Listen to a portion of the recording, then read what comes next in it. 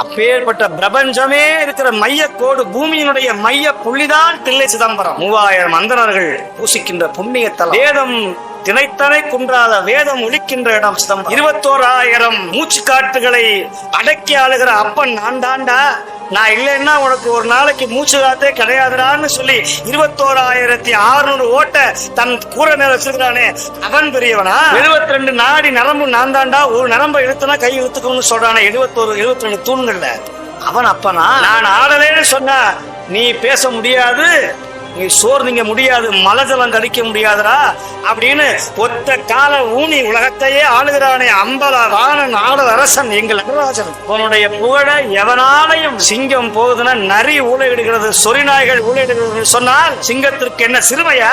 சிங்கம் அவன் தேவர் சிங்கம், தேவர் சிங்கம். சைவ அடியார்களை இணைச்சு உணருங்க, முண்டருக்கு முண்டல்லால் பேசுங்கள். யாராவது பேசினா எழுத்துருங்க, கழுத்தை கத்தி வச்சு அறுத்தாலும் பரவாயில்ல. 14 தீட்சிதர்கள் வெள்ளக்காரனை எதிர்த்து கோபுரத்தில் இருந்து கீழே விழுந்து உயிரை விட்டார்களே, அந்த பெருமகனார்கள். 2 கோபுரத்தை இடிச்சிருவோம், நீ 2 பேர் வரலன்னா 2 கோபுரத்தை பீரங்கியை வைத்து இடிப்போம் என்று சொல்லுகிற பொழுது எங்கள் தலையே போனாலும் பரவாயில்லை, எங்கள் காளையார் கோயில் காளீஸ்வர பெருமானுடைய கோபுரம் இடிக்க வேண்டாம் என்று சொல்லி தன்னுடைய தலையை காணிக்கையாக கொடுத்தார்களே எங்கள் மருதுபாண்டிய பெருமக்கள்.